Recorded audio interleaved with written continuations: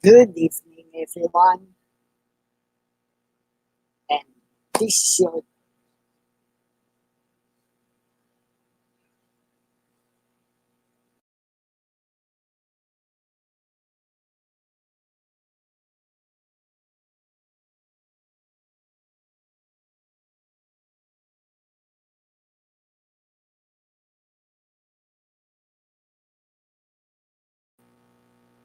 1927, and thank you very much for watching.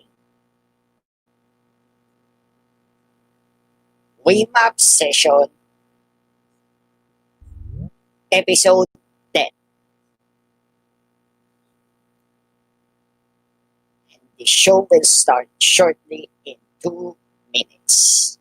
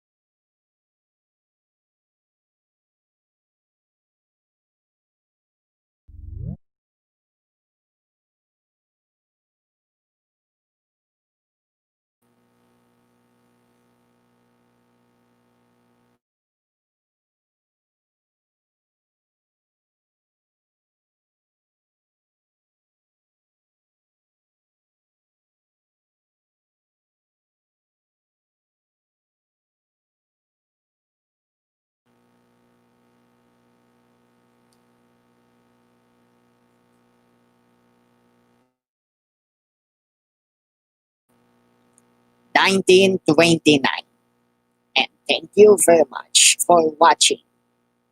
Remap session, episode 10.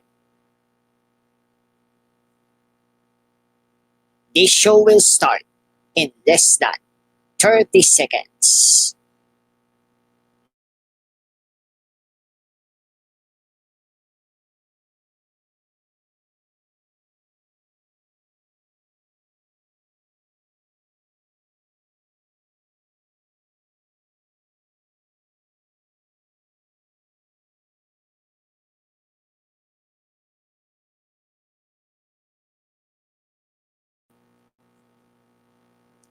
Ladies and gentlemen, it's now remap time. Good evening, everyone. Welcome to our 11th Wednesday Mapa Time session. How's everybody? Buhay pa. Okay, well, I just this is our 11th. As I've said, this is our 11th Wednesday Mapa Time session and our second OSMaPaaralan session. And since, if I'm not mistaken, all of us are not first time here, I'll just breeze through this introduction. So, again, this session is recorded and live streamed to YouTube. So basically, just take care of your privacy. And as always, we aim to make our session respectful and free of harassment to all our participants. So we expect all our participants to abide by our code of conduct. So the full text is here, linked to the session notes that is posted on the chat log. As always, if you have any complaints or problems regarding harassment, just email us at osm.pilipinas.coc@gmail.com or DM me on Telegram. For tonight's session, a PC and OpenStreetMap account is recommended, so you should have already signed up and created your OpenStreetMap account. And basically, OSMaPaaralan is an initiative to map all of the public schools in the Philippines. So you can learn more about OSMaPaaralan at the OpenStreetMap wiki. And our microtasking is on Map Relay. And the link to deck, which will be presented by Erwin, I think, is here also linked. Okay, I'll just skip this Jitsi interface because I assume everyone's already familiar with the interface. And okay, so we'll have a webinar for 30 minutes by Erwin, and I guess he'll also present from some updated statistics regarding the progress of mapping schools in the Philippines for this past few several weeks and for the year. Then we'll have around 40 minutes for Mapa time, and then we'll have another Know Your Contributor session. Who this will be? It will be a surprise. Then finally, we'll have a wrap up for around 5 minutes. All in all, we expect to be finished in around 1.5 hours. So take it away, Erwin. Yes, hi. Mike Test. How's everyone? Good. Narinig niyo ba ako? Melting in the heat. Okay, right. So, tonight I'll be leading the introduction to OpenStreetMap. Nakikita ba yung screen? Sorry. Kita earlier. Kita earlier, so wala.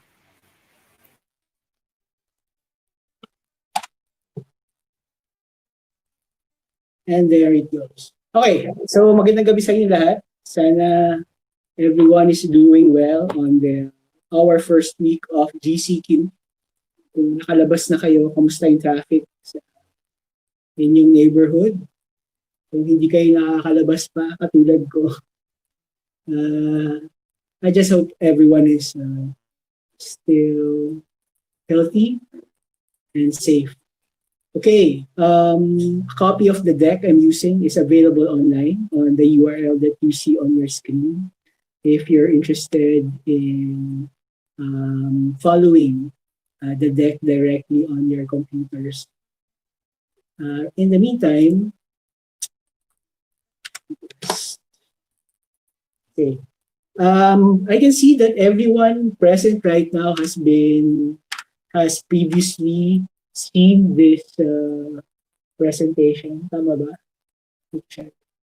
Yeah, everyone is familiar with OSMaPaaralan. So apart from saying that the objective for adding public schools is not just about adding the schools themselves, but also to improve OpenStreetMap. Like for example, as soon as you add a remote school, a school in the rural area, in OpenStreetMap, additional attributes are added into OSM.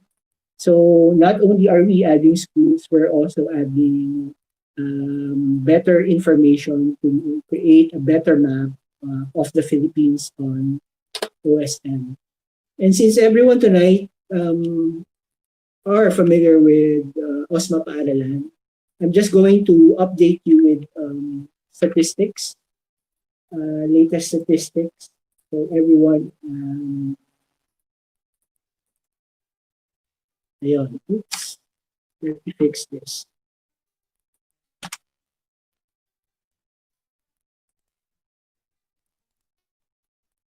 Sandali ah. Obviously, matagal ko nang hindi ginagamit yung deck. Let me just fix the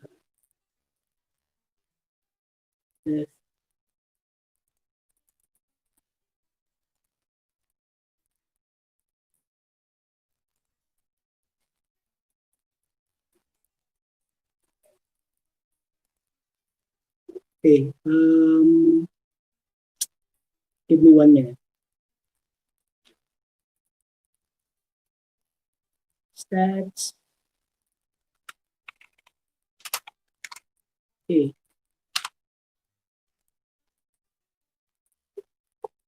Let me just refresh my screen. Okay.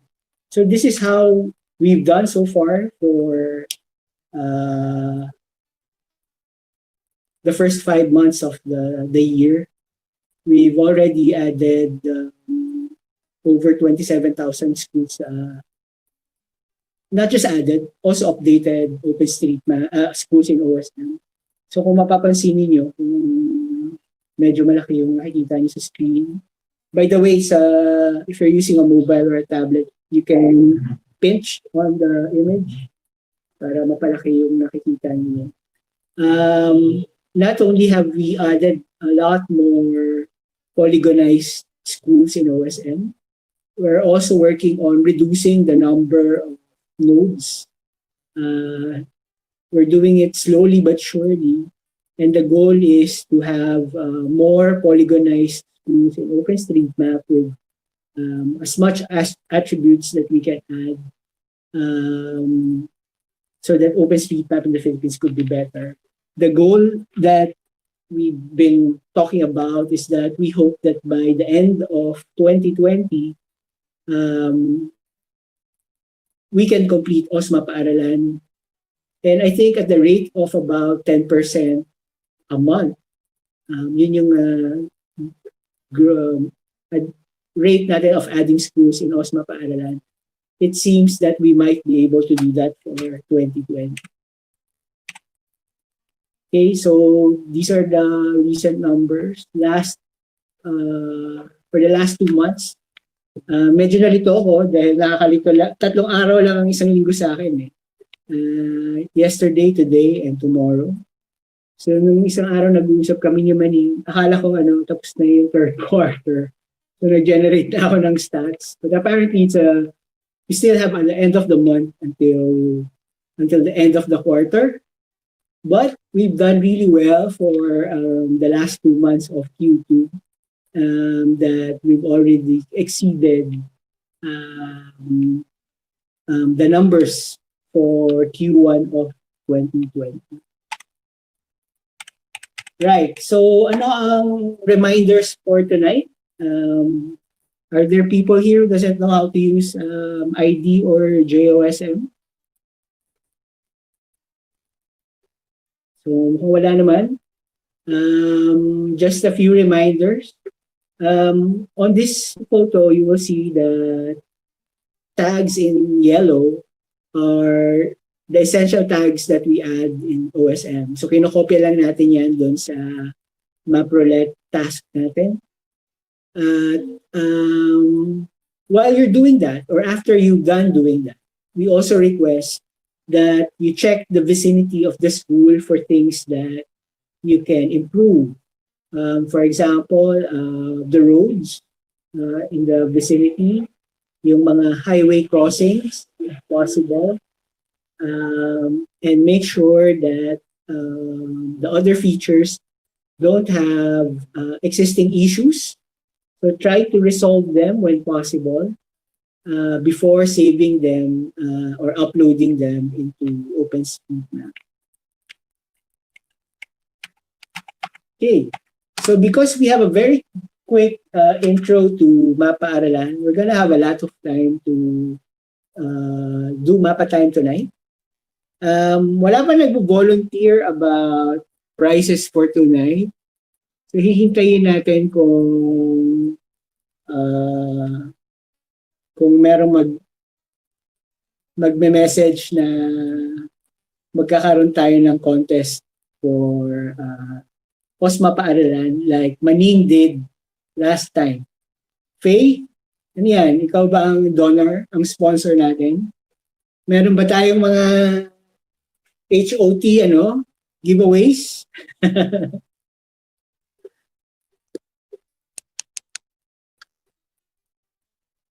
Okay.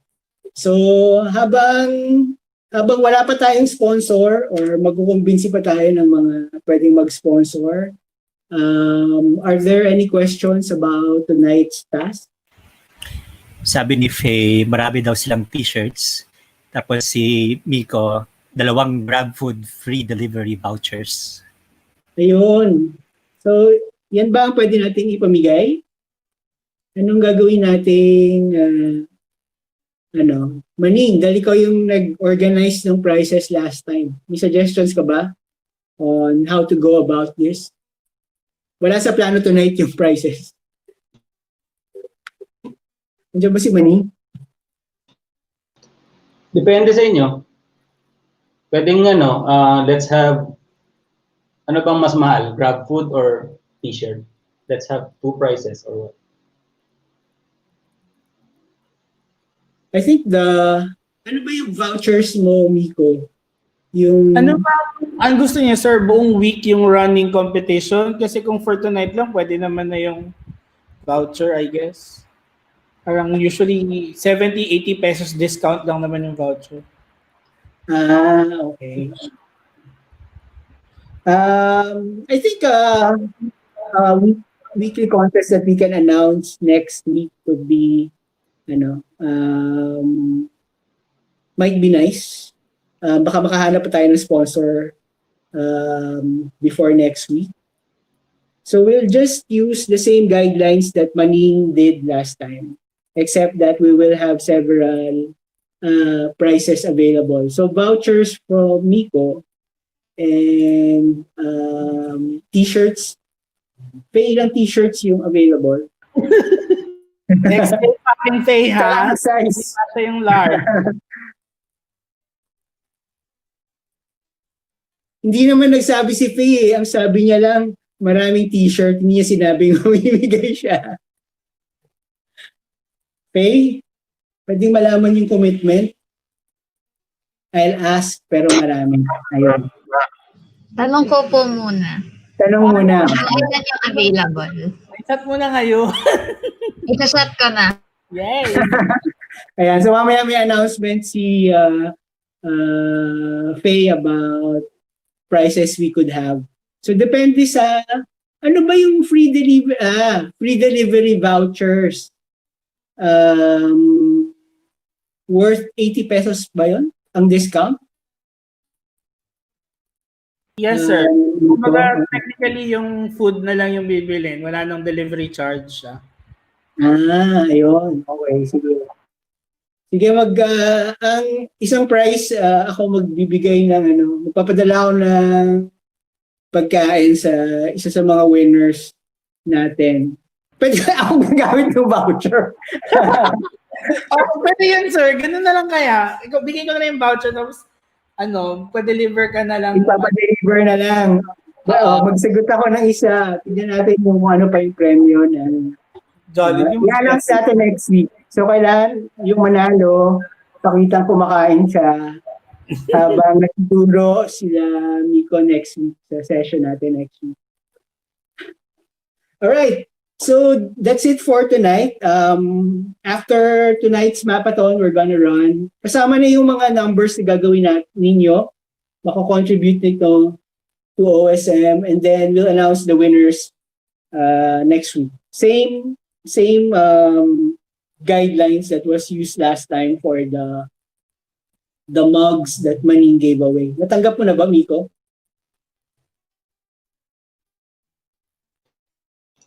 Di pa, sir. deliver.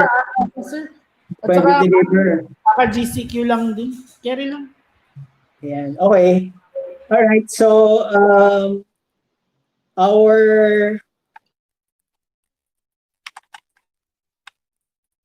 where's our guide? Okay. So, our challenge, the map roulette challenge is number 9413, or the short URL is.gd/mrc9413.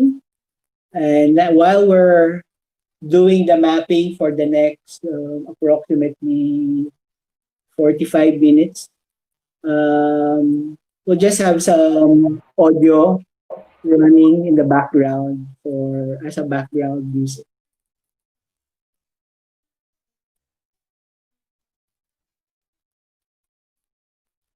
Okay, any questions? Kung may questions tayo, you may post it on the chat box. Sir, pasend lang sa chat box yung link. Ay, ito na pala. Tamad ko. Ayun, salamat. So again, that's the URL for the MapRoulette challenge for tonight. Some of the things I noticed last time dun sa mga edits natin, kapag may naabutan kayong school na may ibang pangalan dun sa binigay sa inyo ng challenge, ng MapRoulette challenge, what you could do is, if you have no other way of verifying which information is correct, yung existing or yung galing sa DepEd na ginagamit natin sa MapRoulette challenge, you can just mark it as hard and leave a comment on the MapRoulette task. Tapos naman, if you want to skip a particular task, you can simply unlock the task and proceed with the next task. Okay. Some people may want to skip certain tasks for whatever reason, and that's okay. Mark it as difficult if it's really difficult, like it's in the middle of the mountain or the water, and there's no way for you to find the school we're after. Okay, so I'll be sharing my screen while I map on MapRoulette.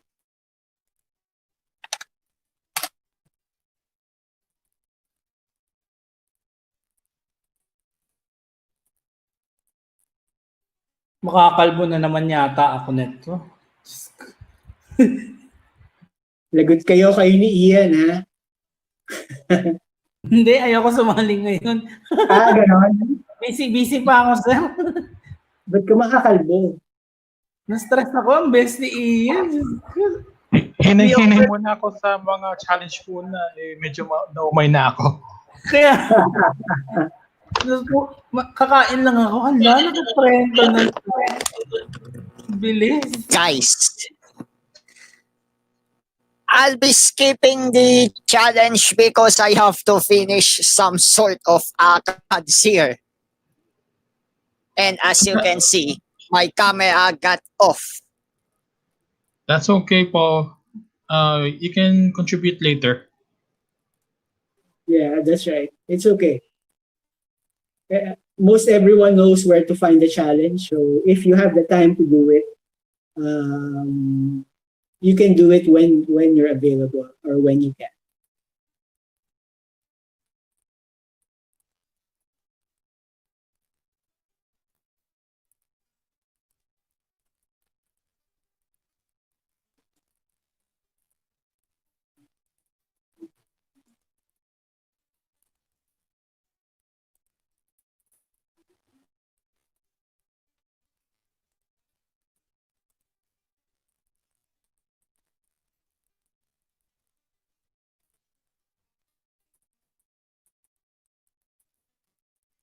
So wala tayong particular province na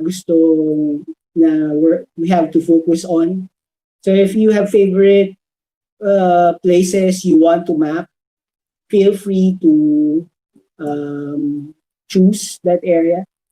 Or if there are no particular areas you're interested in doing, just get random tasks.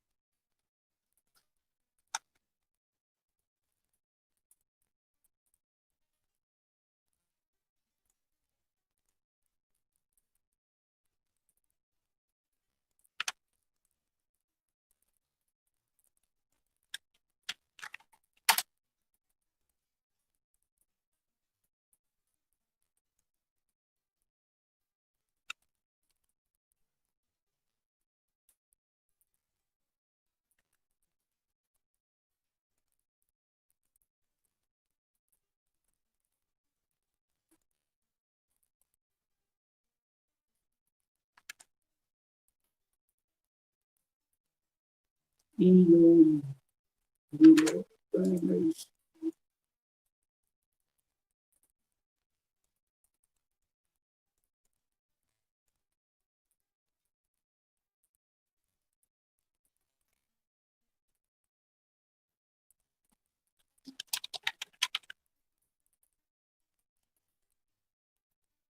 So, kung mapapansin nyo, pag nagmamap ako, I do a lot of other things in the area.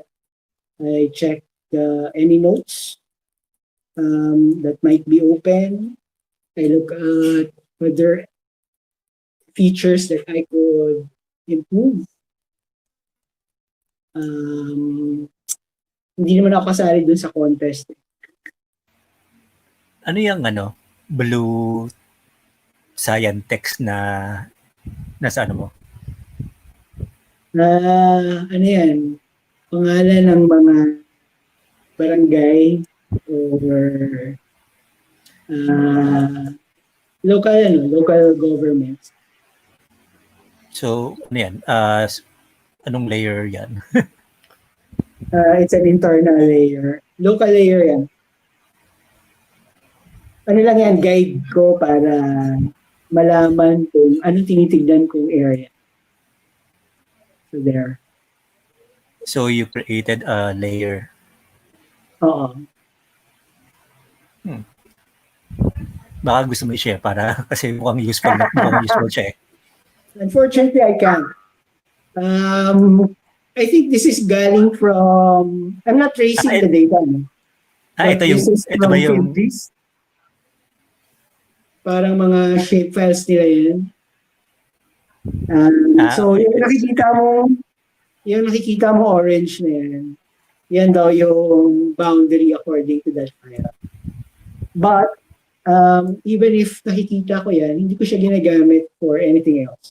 Ano lang yan, para malaman ko kung ito bang tinitignan ko is part of this barangay or that barangay.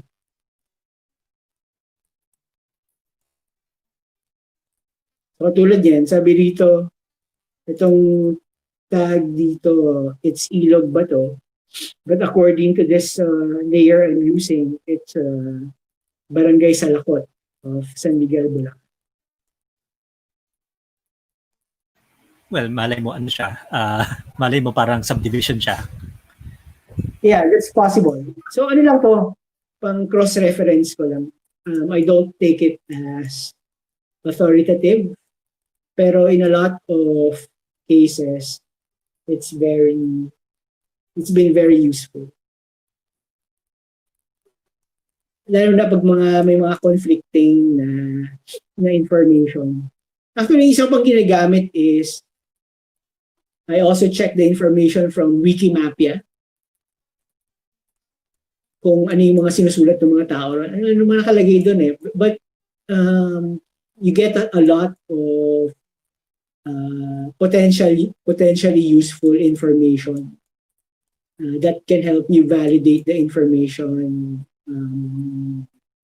in OSM or especially the schools we're adding.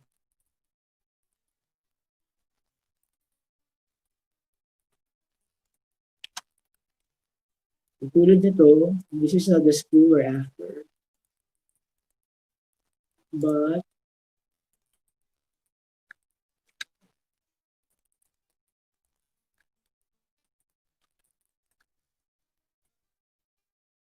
maning pala gawa.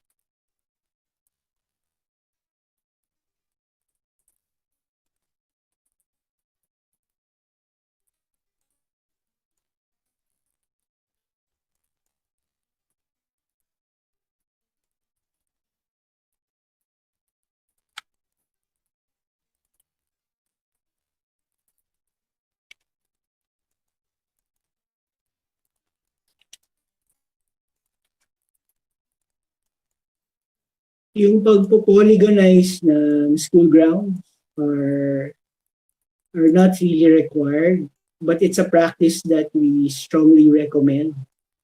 Kasi marami bang useful information na pwedeng ma-derive. Katulad yan nung kinikwento ni Ben last week. Hindi lang ako nakasagot nung nagkukwento siya. Pero sinasabi niya na napansin niya na mas maraming tags yung mga dina-download yung schools doon sa area where he was demoing last time. Kaya hindi raw niya dina-download yung mga schools na points lang. Pero that doesn't mean that we're not adding those tags to schools, except that most of the time we recommend that we tag, we polygonize the schools themselves, the school grounds itself. Kasi total, nandiyan na rin naman tayo. We might as well do the best that we can while we're doing it, while we're there.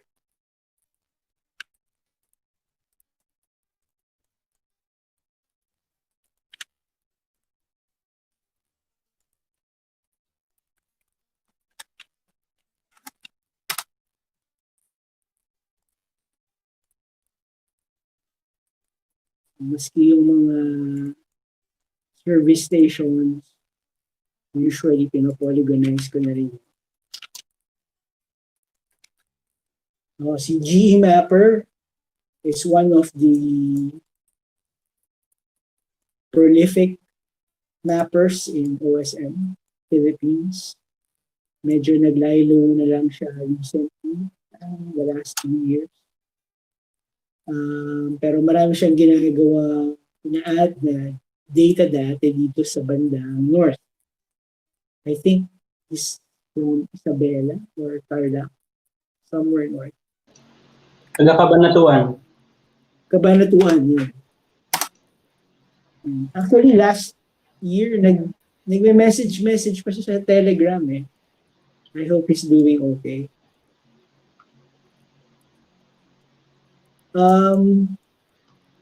Isa sa mga na-enjoy kong session natin at ngayon ay ginagamit ko na ng madalas was the Wikidata session. So meron na ako mga ilang contributions sa Wikidata na idinagdag for the name suggestion index.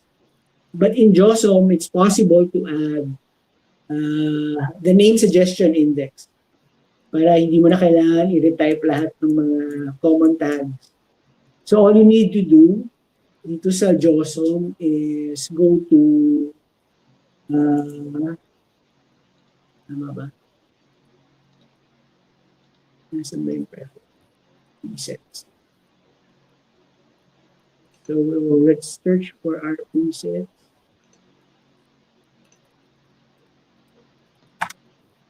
May question ako, sir. Yes, go ahead. What if po, kunyari, nakita ko sa OSM, so nagpili na ako ng task, tapos nakita ko naman sa OSM na yung school na yon andon, pero medyo malayo. Pwede ko bang yung yung tag sa map roulette towards dun sa tamang medyo malayong... Ang malayo yung galing sa map roulette? Oo. Sir. So, nakita ko na sa OSM, meron na talagang building at saka school grounds. Tapos... At okay naman yung imagery. Nagmamatch naman. Mukhang eskwela. Yes, sir. Opo. Kumaka yung name, yung confirming yung name lang. Name ng school doon. So what you do is, copy the tags. Tapos puntahan mo yung school. Kung based on the imagery, yun yung most likely na school, doon may dagdag. We don't consider the location from DepEd as authoritative. We're just using it as a guide. Most of the time, okay siya. Pero minsan may mga ilang kilometro dun sa actual location. So, yeah, it's okay. That's all right. Yung iba karamihan kasi, sir, na ginawa ko from the last mapaaralan is nakikita ko yung OSM, ang gamit ko hindi image muna, ang gamit ko yung OSM layer. Tapos nakikita ko yung name, tapos tinatype, parang tinatrack ko na lang siya at dino-double check ko. Pero mabilis siyang way para... So, ang ginagawa mo, nag-skip ka dun sa mga hindi pa namapa na school. Diretso ako dun sa mga meron na. So, yun. Okay lang yun. That's one way of improving the existing data. Pero pagka pati yung mga nodes ba, nag-appear nga pala sa map yun. So minsan hindi polygon, pinopolygonize mo na lang. Yes, sir. Opo. Okay lang yun. I think para sa Metro Manila, napansin ko marami kang ginawang Metro Manila. Yes, sir. Actually, andun na yung name. Last time. Nabubunyag ako. Mas madali. Yes, sir. Kasi nandun na yung school, dinadagdag mo na lang yung mga additional attributes natin. Kaso wala na akong makita ngayon, kaya umagal. Marami pa yan. Yes, sir. Pwede mo namang palitan sa MapRoulette yung background layer. Sige, sir. Thank you. Isa rin sa ginagawa ko, tip din, usually yung school sa probinsya, katabi niya yung barangay hall, Yeah, minsan. basketball court. Tapos kung may village name yung usually yung village name nung village is the same as the name of the school. So, dinadagdag ko na rin yung place village. Parang sir, kung Barangay Libertad, expect mo na yung Libertad Elementary School siya. Usually. Madalas, pero hindi pa lagi. Village Actually, ang information. gusto ko puntahan yung mga primary school, yung usually yung mga nandun sa malalayong mga sitio. So they're part of a barangay, pero hindi ka pangalan ng barangay. Tapos yun usually yung sitio something or another place name. At usually mga remote. So marami kang mamapang ilog, kalsada. So that should reduce the, ano ba yung kay result maps, yung mga unmapped places in the Philippines. Yeah, ganun nga. Yung disconnected. Dapat mas mataas ang price noon pagka nahanap mo. Actually, ang average na dyan sa MapRoulette, ang sabing average for adding schools in for the task is about 3 minutes yata. Dahil kay Maning yan eh. Pero ako usually mga 10 minutes ko ginagawa ang isang school. Matagal maganap. O, kasi ang ginagawa ko madalas yung mga skip or hard task. Plus, ano pa yung ginagawa para dun sa areas. Usually yung mga dinadagdag yung mga place names. Ginagawa ko rin minsan parang may first pass ako ng review. So, bawa I'm doing Bohol, dadaanan ko muna lahat, tapos alin yung mga probable schools, pinapolygonize ko na. Before doing the task? Before doing the task. Kasi mas madaling, gaya ng ginagawa ni Miko, mas madaling mo visualize dun sa, sa MapRoulette. Pag na-render na, halimbawa yung polygonized schools, yung yellow polygon, madali mo na siyang i-match dun sa school location ng DepEd. But how are you looking for the schools? Sa imagery. So, halimbawa, magta-traverse ka ng isang highway, makikita mo naman yung mga likely schools, di ba? So, polygonize. Tapos after, let's say, 30 minutes, you were able to gather 20 school polygons already. And then, saka ako pupunta sa MapRoulette. Hindi naman mo lang yung paghahanap. Mabilis lang naman yan kung sanay ka na doon sa itsura. Okay. Actually, may napansin niya ako recently doon sa mga previous edits mo.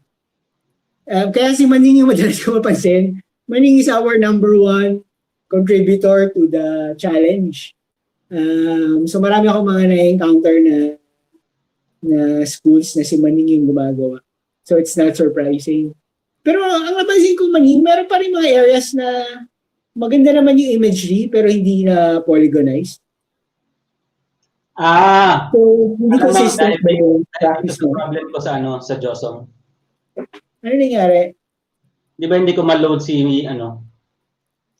what's this? si Maxar. Talaga? Hindi ko alam yun. Anong So, nangyayari? Anong image yung nagagamit mo? Bing lang. Bing if I'm using JOSM. Oh, that's weird. Pero available sa list of image mo. Hindi. So, hindi ko pa siya nga nadedebug. Okay. Naalala ko na yung kunento mong yan. Matagal na yun. Sinubukan mo na bang i-reset lahat ng Ayoko. settings mo? Mawala lahat ng mga TMS ko eh. Hindi. I-backup mo muna yung sa Mac. Di ba folder lang yan sa config? Yeah, but hindi ko mahanap ngayon eh. Kasi nagbago ako ng every new version ng Mac, nawawala yung application. Hindi ko malaman kung nasan yung references ng JOSM. Okay. Anyway.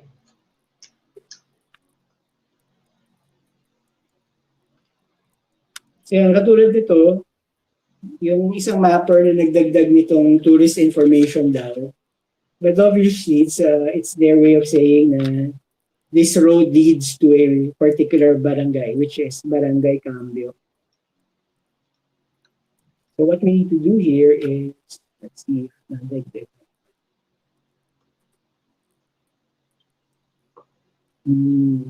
So hindi nadagdag ang Barangay Cambio. We'll just replace this feature.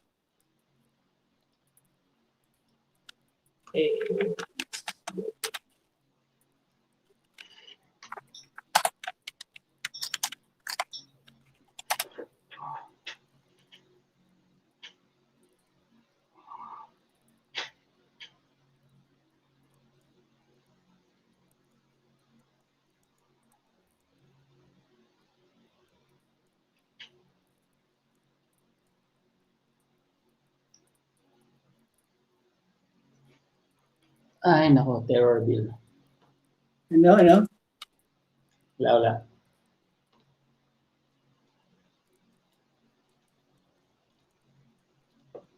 Nagdodota ka ata, Sir Maning, ah. Hindi, nabasa ko lang sa Twitter yung terror bill approved na daw. Oh, shoots talaga? Yeah. Nako. Parang walang mas importanteng dapat gawin. Anyway,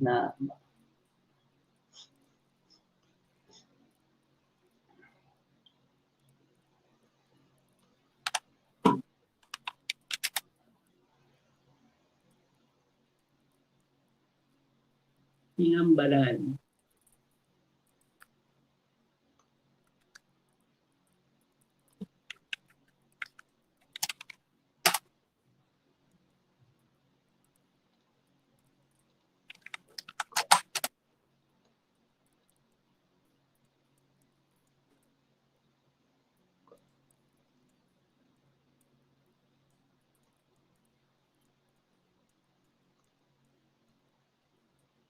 Nakalabas ka na ba dyan sa inyo, Maning?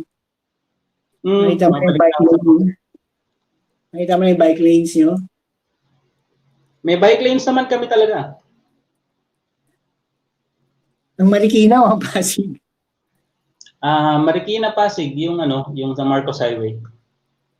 Di ba sa Pasig, sa Marikina lang yun? Meron bang Pasig dati? Yung Marcos Highway, mula Masinag hanggang Santolan, yung dalawang gilid.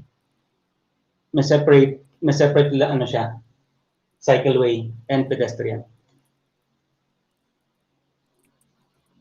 Oh, meron na rin kami sa San Juan na pop-up bike lane. And there are official na ba yun? Yung mga pop-ups? Hindi pa. Actually, iniisip ko gawin mo ng route eh. Yun yung pinakamadali eh. Wala kang babaguhin sa actual highways. Kasi temporary lang naman daw eh. Wala naman silang plans na ina-announce na magiging permanente. Pero how long is that going to be? Pero magkano naman yan, di ba? Lalabas naman sa cycle map pagka route relation. Yung routes? Relation. Lalabas. Yeah. Iniisip ko nga kanina that it's World Bike Day today. But I didn't end up finishing the 1601. Dahil hindi ko pa rin na nakikita by myself. Puro mga sinishare lang nilang information from SOCMED. Flat yung bike eh. Hindi ako makalabas. Nico, marunong ka naman mag-bike? Kakabili ko pa lang ng helmet. 3 buwan nang nakatenga yung bike. So, bukas pa lang ako magbabike. Bike to work? Try ko, pero parang hanggang Ortigas lang ako, sir. Teka, saan bang office nyo? Magallanes, sir. So, paano abot ng Magallanes? Igagrab ko na lang. Pagdating ng Ortigas. Ano ba, folding bike? Parang, ano ba ito folding bike? Mountain bike, sir. Mountain bike. Okay. Ikaw, Faye, marunong ka naman mag-bike? Nakakasama na ako sa bike. Marunong po ako, sir. Babike ako. Oh, nag-bike si Faye. Abot mo ba? Faye, naalala mo ba yung dating kwentuhan natin about doing a biking thing in Marikina? Abot ko naman. Oo nga, yung biking natin. Ilang taon na ba yun? Drawing 4 na taon na yata, 5 taon na yata yun ha. Yung with halo-halo ba yun? Naalala ko. So, Nico, magbabay ka bukas first time mo? Baka sa village na muna, sir. Okay. Akala ko lalabas ka agad. Ingat palagi sa pagbabike. Maraming mga gahaman sa kalsada.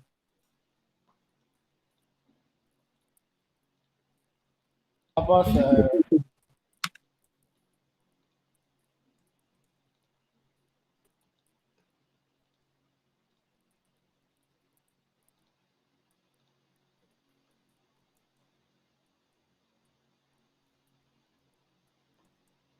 Tapos dito minsan pag nagmamapa ako, madalas din ako mag-switch ng imagery. Kahit si Bing na luma na is sometimes useful because often it's clearer.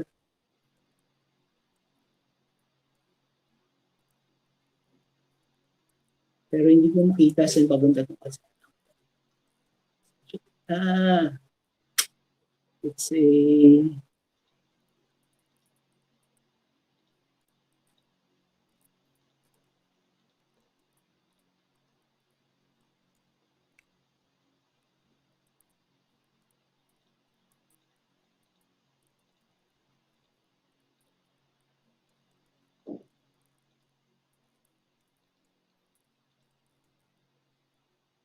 Ian, are you here?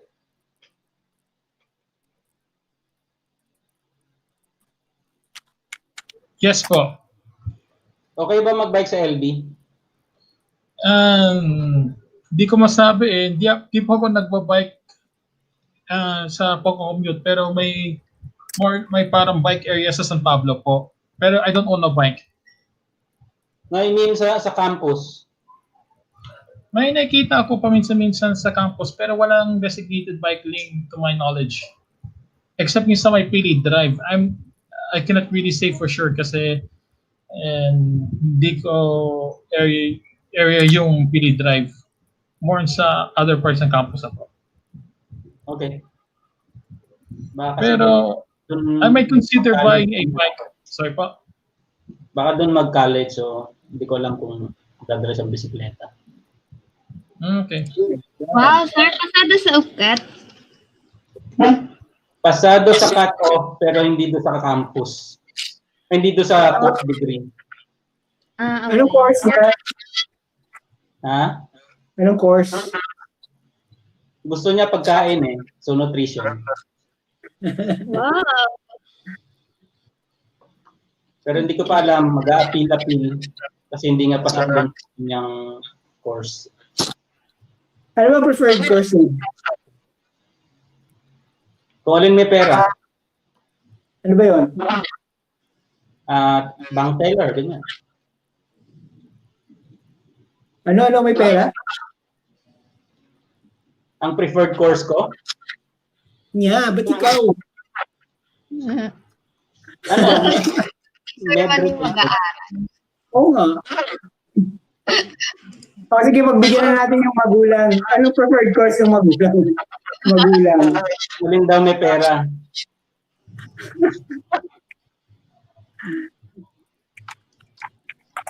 So, Paul, So, saan? Maging politiko, yun ba yun?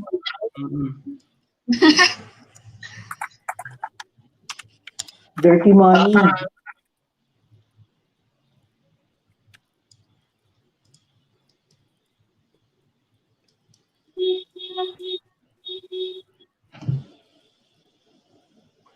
Hindi ko siya pinag-geography. Sa diliman yun, sir. Hindi ka naman geography.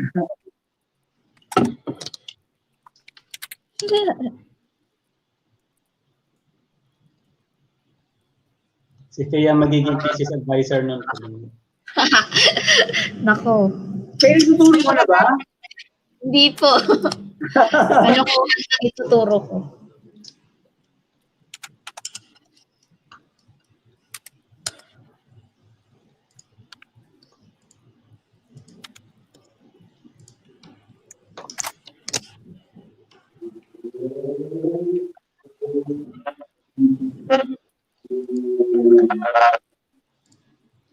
What's that?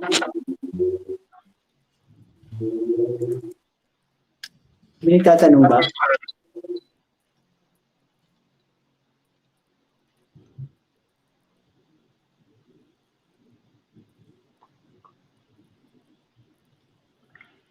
Kapang pamimigay kayo. Yung cup, meron daw kaming cup na available. Okay, so may dalawang hot HOT caps. Ginto ba to?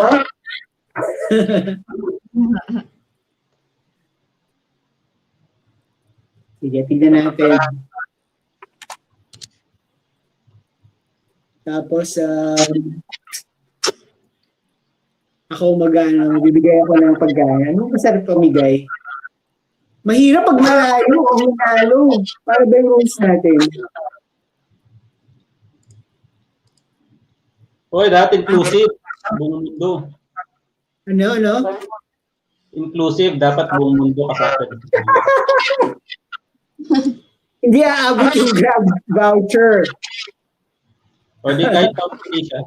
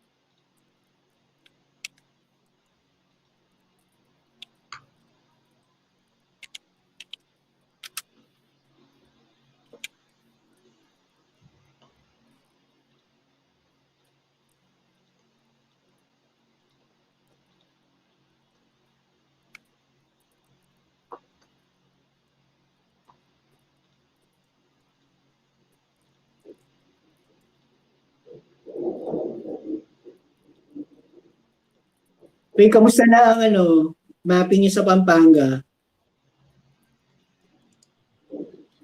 Ayun, okay naman. Stressful lang yung QC. Dami kasi. Sa validation? Hirap. Hirap Ba't ka na-stress? Ba't ka na-stress?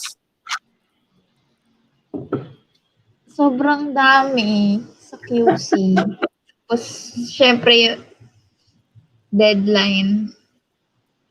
Dahil Tapos na sa, ba ang QC? yung validation, hindi pa. Sino tumutulong sa validation mo? Yung team din namin, may dedicated validators. Ilan ang validators mo?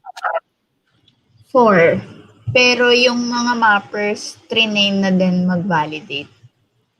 Okay. Kasi ni-require din sila ng global na hanggang validation yung training nila. Wait. Ano ba kayo? May field mappers na ba kayo? Meron. Bale 10 sila lahat. Ang dami pala. Kala ko 20. Yung additional 10, i-hire pa lang.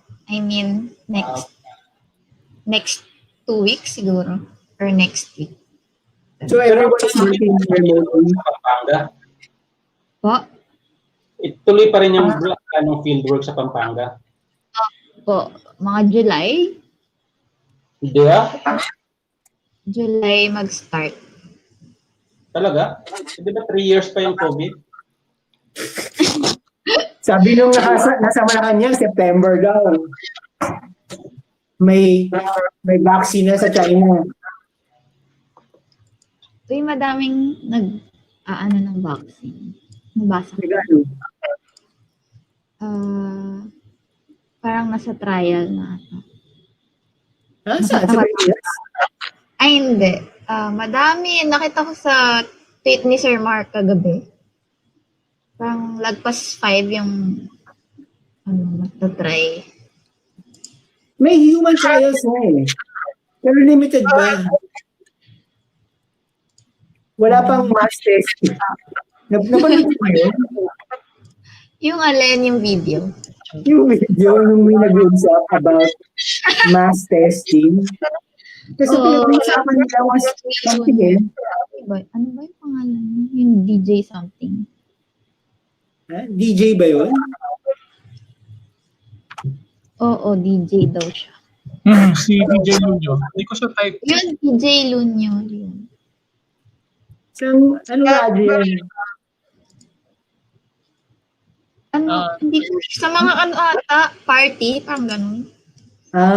Okay. Baka galing siya sa TikTok. No judgment, pero Pero yan, nagti-TikTok nga siya. Nagsasayaw siya. DJ? Gusto mo sayaw? Multitasking.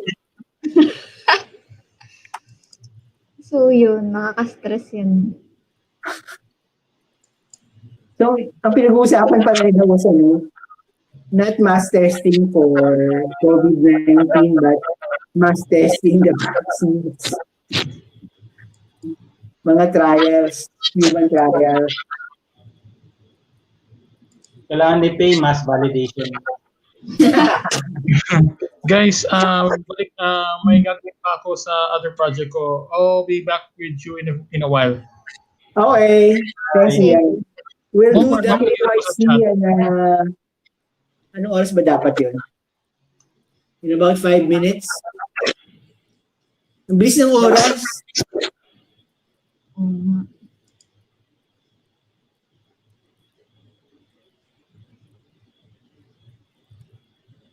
Kaya kapilog ba ito?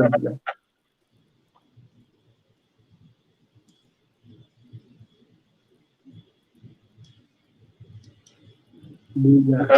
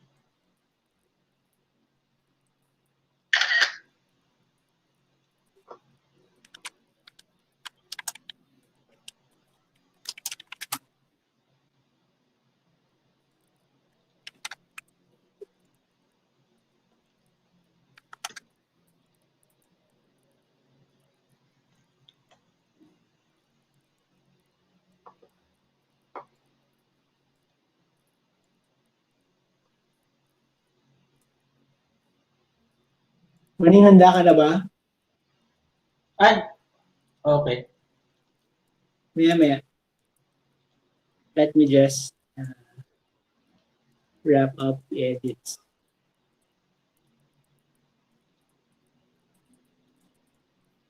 Lang lipstick. Well, si Faye kasi, ngayon everyone wants lipstick.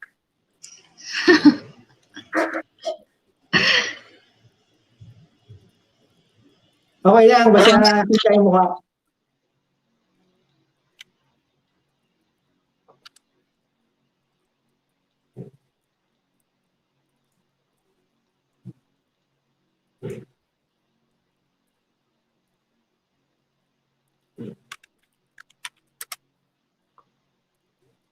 Isang oras.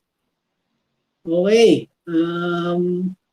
It's 9:31 and we're going to start our Know Your Contributor segment in a few seconds.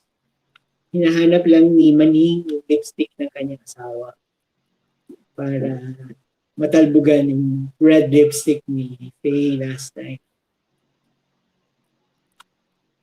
Di ba pwede sa 8x8 yung ano, yung parang sa messenger, lalagyan mo ng lipstick sa hindi. Wala, low-tech pa. Okay, may kopya ka na ng ano, no? May kodigo ka ba? Ay, wala. Pero Okay. sige. Okay. So, parang first time mo makikita yung questions natin. Hindi ko pa nakita. Pero naalala ko naman yung mga tanong. Is it the same? Yeah, it's the same. Okay. Unless may follow-up questions ako. Sige. I'll just share the screen for everyone to see. Stop sharing.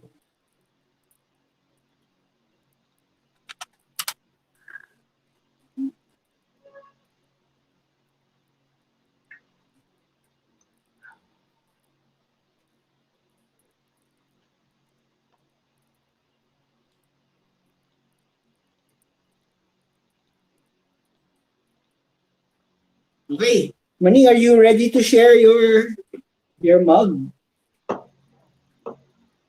Wait. How do I do this? Okay.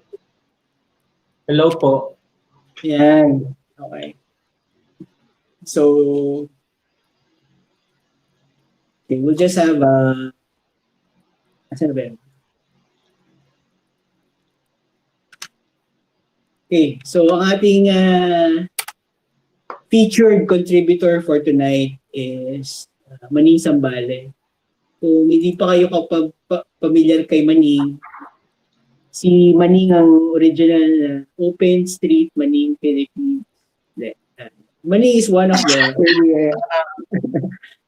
earliest contributors in the Philippines. In fact, we believe he's the first Filipino contributor. Tama ba yun? Yung history na yun, Maning?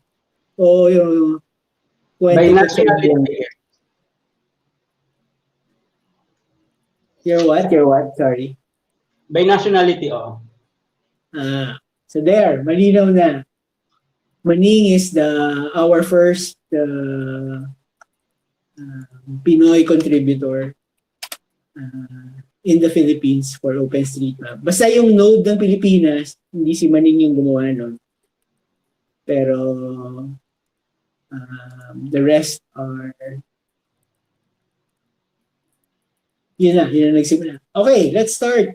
So Maning, please tell us about yourself, what you do, and how you got started in OSM, OS4G. Okay. Again, ako si Maning. Right now I work for Mapbox, doing data work, mostly related to the data that our product is using. A large part of that is, of course, OpenStreetMap. Yan. I started doing OSM siguro mga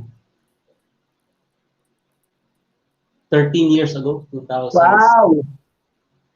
Yeah, mga ganun, 13 years ago. Pero before that, I was involved dun sa free and open source geospatial sa Pilipinas. One of the things that I discovered dun sa when you use free and open source, kahit na meron kang free and open source geo tools, kung wala kang matinong data, useless siya. So that's why after learning a lot of the geospatial technologies, I decided to, to contribute to OSM. At that time, wala pa siya.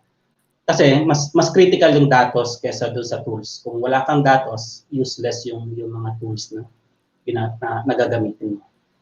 So mas nauna ka pala sa post-4G activities, advocacy before OSM? Sorry? Mas nauna pala yung mga post-4G involvement mo? Yeah, mas nauna yun. Mostly compiling graphs from source, and then learning QGIS, and of course, trying to teach QGIS sa universities and colleges.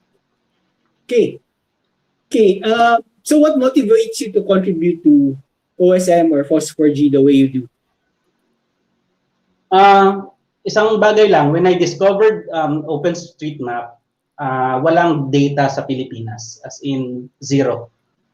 Tapos and then I stopped contributing kasi wala naman data. Pero that's around that time I decided useless na parang naramdaman ko na hindi natin maasahan na magkaroon ng datos yung Pilipinas unless we build it ourselves. So that's my main contribution, yung motivation kumbaga para mag-contribute do sa project. And I think yung community, learning from the success of Wikipedia, yung community yung magbi-build ng matinong data, geospatial data sa Philippines. So yun yung biggest motivation. And of course, along the way, nakilala natin yung mga ibang nagko-contribute, yung mas ginanahan tayo na mag-contribute din. Dahil meron din palang mga interesadong gumawa ng ganitong project. Okay. Do you prefer to contribute in any particular way? And could you say why? Yeah, so in the early days ng FOSS4G and then yung early days ng OSM, mas interesado akong i-communicate yung project. Parang i-advocate. Dati may mga Yahoo groups about geo, so doon ako nag-join, na-advocate yung mga yung work ng OSM and how it can be useful. Pero lately, marami naman ng mga medium and marami na ring advocates na gumagawa ng. Lately, I'm focusing my efforts to actual data contributions. So, for example, right now, ang focus ko yung schools, which is why I'm doing most of my contributions sa OSMaPaaralan. Kumbaga, yung mode ko na ngayon is to prove na yung sinasabi natin na magandang data ay makikita sa OSM, and by proving that by good and quality contributions. Hindi na ako masyadong nag-advocate kasi marami naman ng communities and individuals na nag-advocate. Okay. What do you think is the biggest misconception about OSM or FOSS4G, and how should it be addressed? FOSS4G, medyo nasagot na ni Benhar. I believe yun din yung misconception na iniisip ng iba. Pag walang bayad, hindi quality yung data. The one thing that I want to highlight in terms of OSM is that yung one example itong OSMaPaaralan, authoritative data doesn't mean high quality data. So in the past, I've looked at a lot of government source, even private sources, pero hindi siya ibig sabihin ay high quality. There are some cases na mas maganda pa rin yung halimbawa nasa OpenStreetMap. So yun yung main misconception, ay contributed ng crowdsource. Of course, may data quality issues, pero in general, the concept of crowdsource also makes it very high quality kasi maraming nagko-contribute at maraming nag-check dun sa data mo later on. Okay.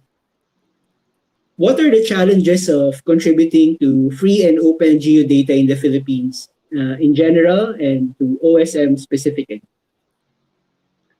OSM specifically, I think yung general, at least in the past, nung nag-advocate kami, ako personally for promoting geospatial, mostly yung pinupuntahan kong mga communities, yung geospatial communities, kasi sila yung alam kong makikita yung value. Pero learning from what I've seen right now, hindi minsan mas effective na hindi yung geo community yung lalapitan mo for promoting OpenStreetMap.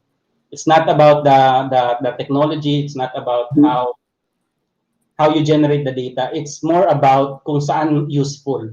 So for example, maraming mga initiatives tayo ngayon na nakalabas na sa geospatial community pero mas effective yung OpenStreetMap sa kanilang adoption. So parang ganon. Medyo na in terms of my understanding of where the project should go, medyo na limit dun sa concept na dapat geo yung audience natin. Okay. So palagay mo ba ngayon that is being addressed? In some ways, yes. So I can see yung mga initiatives ng nila Miko, nila Andy na medyo labas dun sa usual geospatial communities.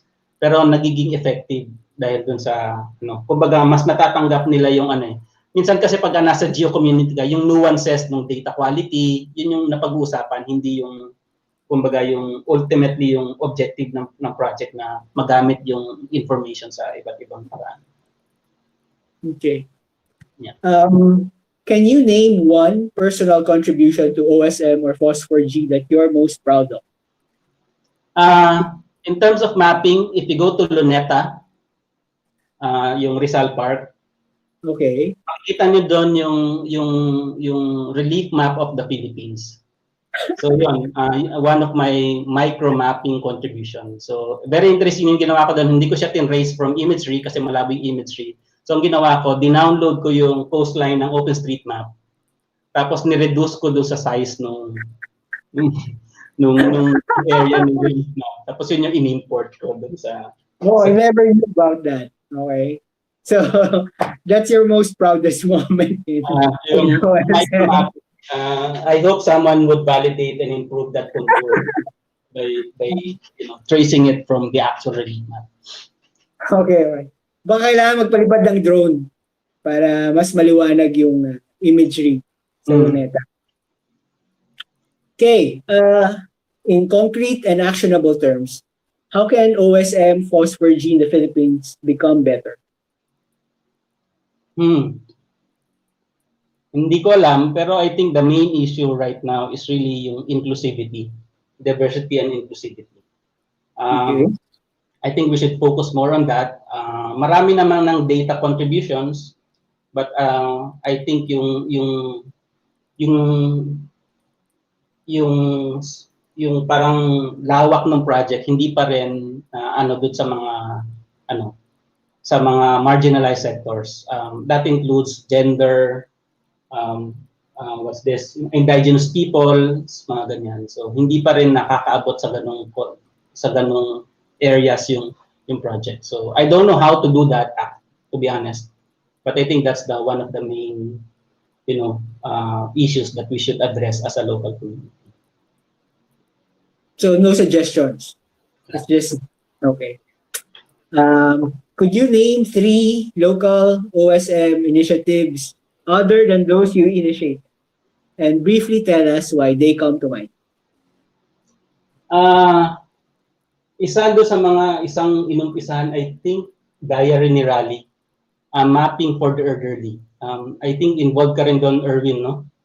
So I think that's a very interesting project. Hindi ko alam kung nagtuloy, pero essentially, if you read through the diary ni Raleigh, ang ganda nung kwento ng mga matatanda on how they use, maps and the space. So I hope ma-continue yung ganon na tuloy-tuloy. So that's one. Second, of course, yung nabanggit ko na yung initiative nila Miko sa MapDex na to map safe spaces for LGBT. And the third one is yung mental health nila Andy and the Geo ladies. Those are three things na na-identify ko kasi to be honest, hindi ko siya may isip na initiative na gagawin ko. And that goes to the point na yun nga, the way I try to advocate for OSM, dun lang sa realm nung communities na kilala ko. And those are examples of communities na hindi usually napupuntahan ng geospatial community na in a way may success din yung OSM. Okay. Do you have any OSM or OSG related personal anecdotes that you can share with us? Ayan, pwede ko ba share yung screen ko? Sure. Sandali lang. Meron lang yung papakita na is area. Oh shit, Firefox. Mag-work ito sa Firefox. Live streaming is on.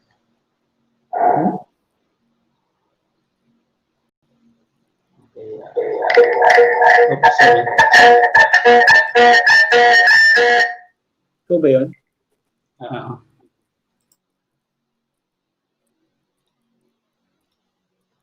Okay, paano mag-screen?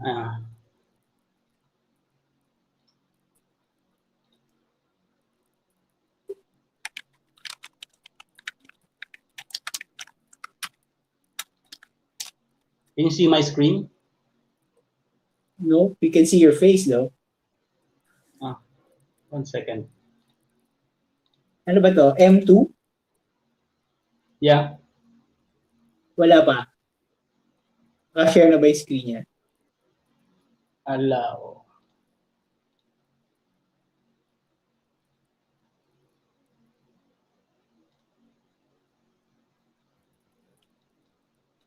Ayaw. Ayaw? Anong browser mo? Weird. Teka, I'll go to another browser. Okay.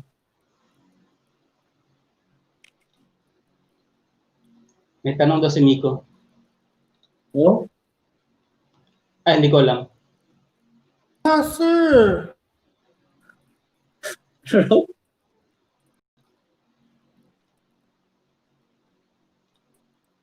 Tinatanong niya kailan may papadala yung mug. Okay. Pag nagkita-kita na lang, sir, para kayo mismo Ako, mag-upload. matagal pa yung vaccine. Okay. Can you see this? Okay. Yeah, so this is a small village sa Salcedo, Barangay Salcedo sa Barangay Asgad sa Salcedo sa Eastern Samar. That Eastern Samar. Malapit sa Giwan. So isa nung post Yolanda, isa ito do sa mga nabisita namin to assess yung kanilang impact ng Yolanda sa kanilang area. So since school yung pinag-uusapan natin, I would like to share this anecdote. Ito yung Asgad Elementary School. And this is the coastline. Asgad Elementary School is around 15 meters above sea level. Okay. So what happened during Yolanda is umabot yung storm surge hanggang dito sa halos edge yung dulo nung road going to the school. So medyo yung medyo elevated ng konti yung school, parang yung road is around 14 meters and then the school is 15 meters above sea level. Wow. So nangyari, lahat ng mga tao when nung nagkaroon na ng balita na magbabagyo, dito sila lahat nag-evacuate sa eskwelahan, karamihan. And then yung iba nag-evacuate dito sa building na to, which I highlighted. Ito naman yung daycare center ng community. Ang storm surge sa area na to ay umabot ng 14 meters. Umabot exactly right here. Hanggang dyan. So lahat ng mga nag-evacuate dito naligtas except for those who evacuated do sa daycare center. And all these were wiped out by the storm surge. So nung bumisita kami, yung debris nung community nandito pa, naglilinis pa sila nandito. So yung iba ng kapamilya nila na nandito sa sa school ay naligtas, and then yung the rest of the community namatay because either nandito sila sa daycare center or yung iba hindi nag-evacuate altogether. So this is why one of my things na ginagawa ngayon is to really improve the location of schools. Kung nasaan yung school para ma-identify natin yung risk kung at risk ba sila, and in some cases this case is very medyo maswerte dahil yung school nila maganda yung location, barely 1 meter away from yung height do sa maximum storm surge na nangyari do sa set. So yun lang. So kaya ngayon yun yung passion ko, ma-locate natin ang mga yung school para ma-identify natin later on ano yung risk sa community. That's it. I guess pag natapos ang OSMaPaaralan or kahit yung mga probinsyang tagos na, isa yan sa mga initial na pwedeng paggamitan ng mga datos na naman generate from that. Okay, still have a few more questions. Last question na lang pala. What OSM initiative is keeping you busy right now? Ito, yung mapaaralan. So, nag-set ako ng personal goal na ma-hit natin at least 50% by this year. If we can finish it by the end of by this year, maganda. Pero sana ma-hit natin 50% or more. So that's one. The second thing is I'm working with Rally in optimizing, yung open drone map for rendering, for creating orthophoto imagery. So yun yung ginagawa ko ngayon on the side. Okay.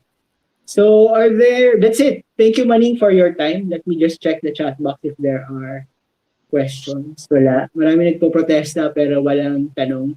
Thank you for sharing your insights tonight and sharing some of the backstories na many of us probably didn't know or haven't heard of it. And we're very happy that you could accommodate us tonight.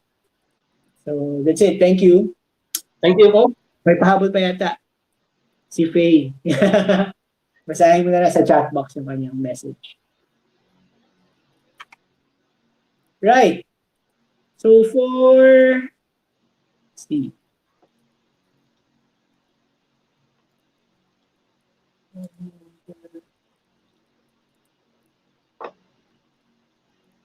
So I'll turn over reminders na lang before we end. We will have a contest where winners for the OSMaPaaralan mapping will be announced next week. And as promised, magbibigay ako ng either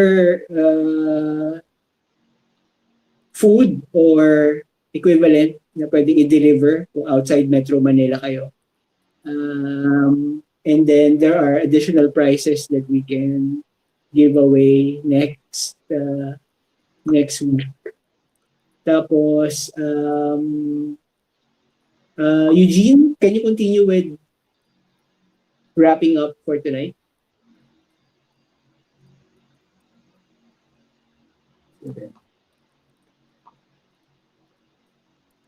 Dito ba si Eugene?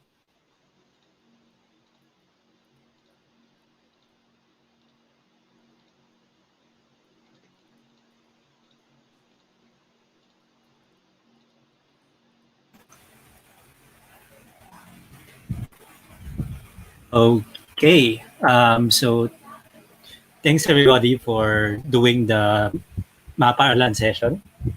So short lang to. As always, we have a 5-minute survey that we expect people to fill in so that we can improve our next sessions. I'll paste the Wala pang Wi-Fi. May Wi-Fi net. Yan, Wi-Fi. Kaya, what have you done? Malamang nagano kayo nagmakakayo ng schools. So, let's have a Wi-Fi. Kung hindi kayo naiya. Nakabukas ba yung camera ko? Ako pwede, naka-topless ako. Oo, no, baka ma-ban sa... Ma-anti-terror bill pa ako. Sir. Hala, napasan na yung batas.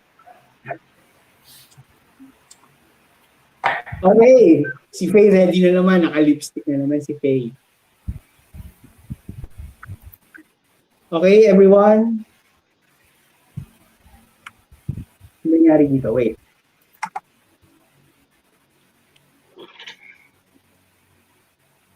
Smile. Ito pa. Ready ba lahat? One more.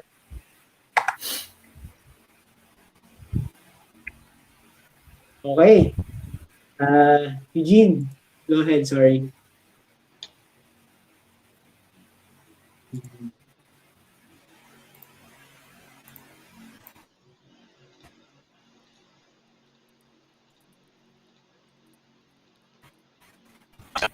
Nakapost na sa chat log yung Tapos agad. link, Wow. yung link to the survey. And then, now's the time to share your announcements. I think si Miko maraming announcements dahil Pride Month this June. Take it away, Miko. Take it away, Nico. In behalf of mental health awareness, magkakasimpleng mapathon on June 6. That's this Saturday, 1 p.m. to 3 p.m. We'll be sending out na lang the Zoom link. Tapos on June 10 sa umaga at 2 p.m. yung LGBTQIA Safe Spaces Mapping. I hope you could drop by. Madami-dami na rin yung participants. That's sa Wednesday. Yun pa lang naman ang mga plano namin sa MHA and MapNet. May mga URLs ka ba, Miko? Or I'll post it details sa locus po. Okay. Great. So, Faye, meron ba kayong announcements? Meron ba kayong Mapping Mondays next week? Yes, meron kaming Mapping Monday session ulit next week. So, rapid naman yung ituturo. So, mapping. Ganun pa rin yung time, 2 to 4 p.m.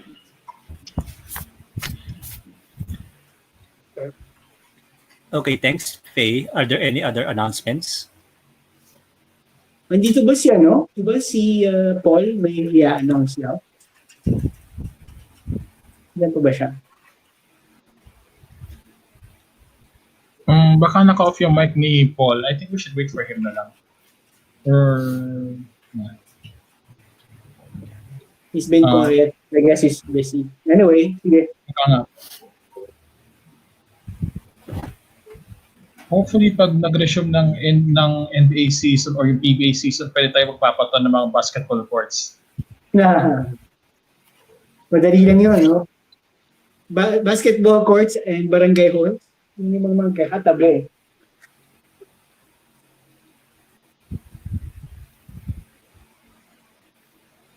Okay. Any other announcements? Alam na ba natin kung ano yung next week's Wednesday Mapa Time session? Microtasking. Yep. Oo nga po. Ayan, ito. Okay. So next week we'll have, yung session for next week will be microtasking platforms for OSM.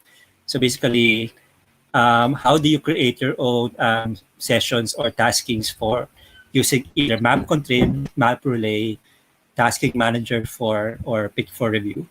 So we'll be inviting experts that have experience in creating tasking and projects using these platforms to explain how to create your own.